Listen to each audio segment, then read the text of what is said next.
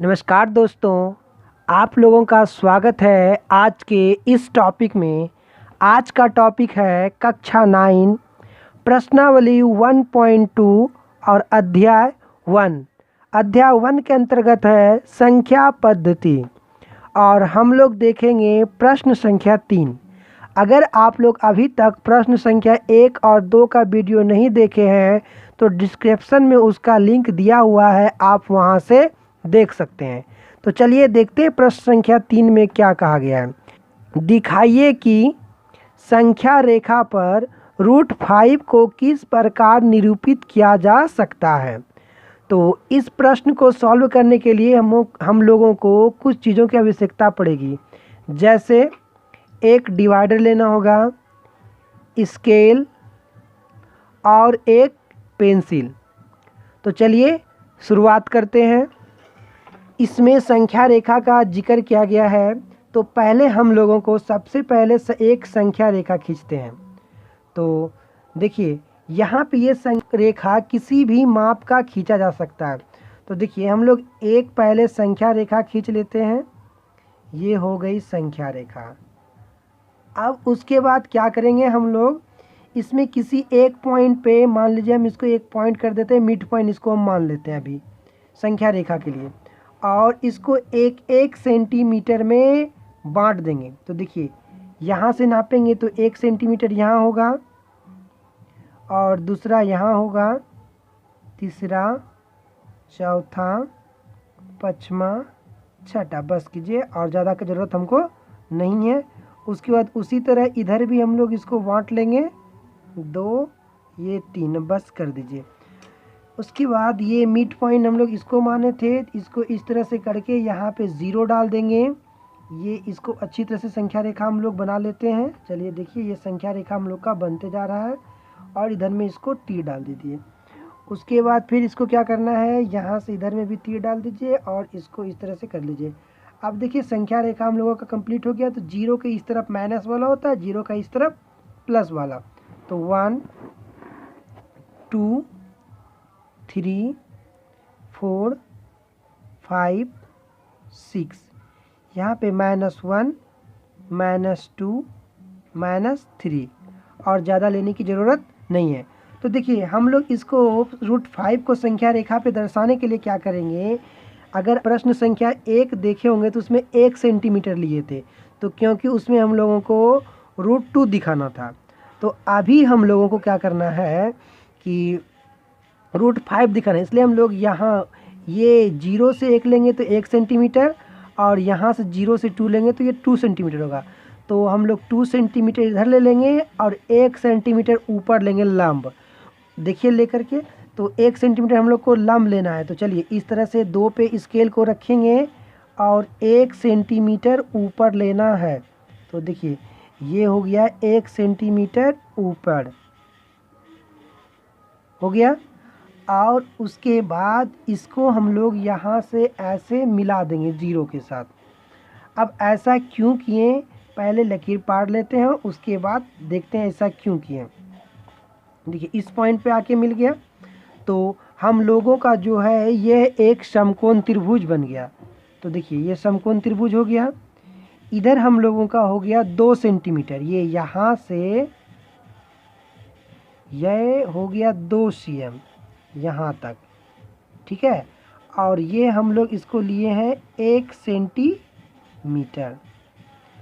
अब ये हो गया हम लोगों का समकोण। अब समकोण त्रिभुज में बात करें तो ये हम लोगों का हो जाएगा आधार, और ये हो गया लंब, और इस भुजा को कहेंगे कर्ण। तो इसका हम लोग एक नाम दे देते हैं। चलिए इस पॉइंट को हम लोग A दे देते हैं, और ये हो गया B, और इसका मान दे देते हैं C। तो अब ऐसा क्यों किए देखते हैं। तो हम लोग पाइथागोरस परिमेय के बारे में जानते हैं। पाइथागोरस परिमेय क्या था, कर्ण स्क्वायर बराबर, मतलब कर्ण बराबर होता था √अंडर लंब स्क्वायर जोड़ आधार का स्क्वायर। ऐसा फॉर्मूला आप लोग भी 7-8 में पढ़े होंगे। अब देखिए इसको क्या करेंगे, हम लोग के पास लंब, तो लंब कितना है 1, तो रूट अंडर 1 का स्क्वायर हो जाएगा। देखिए 1 का स्क्वायर और जोड़ आधार कितना है 2 माने थे तो ये 2 हो गया, तो 2 का स्क्वायर किए। जब इसको हम लोग सॉल्व करेंगे तो 1 का स्क्वायर हो जाएगा।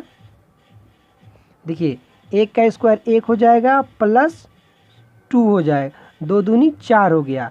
तो अब इसको जब हम लोग जोड़ेंगे तो रूट अंडर कितना हो जाएगा 5 हो जाएगा।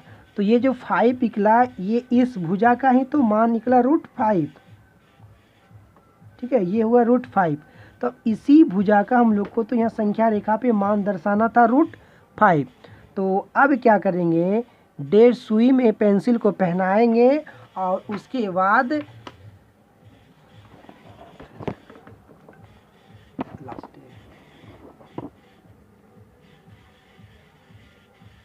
देखिए डेढ़ सुई को पेंसिल में पढ़ना करके ए पॉइंट पे रहेगा डेढ़ सुई का पॉइंट और सी पॉइंट पे रहेगा पेंसिल का पॉइंट। तो इसको इस तरह से रखते हुए देखिए यहाँ पे सी पे पॉइंट आ गया ये, और सी से इसको डॉट डॉट करते हुए नीचे की ओर गिरा देना है। देखिए नीचे की ओर ऐसे गिराएंगे।